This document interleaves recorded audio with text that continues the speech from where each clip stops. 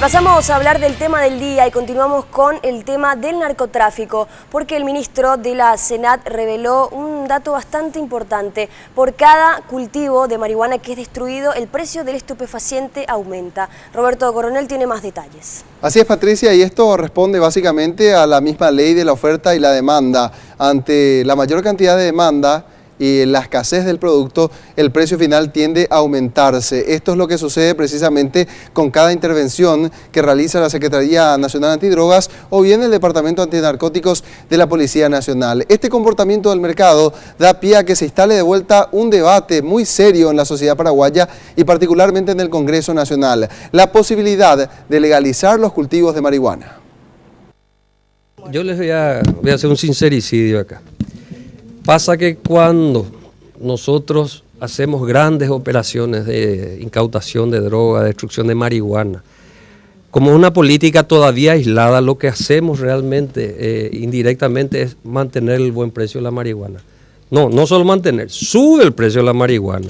Así de contundente fue el secretario de Estado que trajo a colación el tema, tras la implicancia que existe de narcotráfico en el crimen del periodista Pablo Medina. Incluso, el titular de cartera fue más allá, sosteniendo que Canindeyú y Amambay son los productores más grandes del país.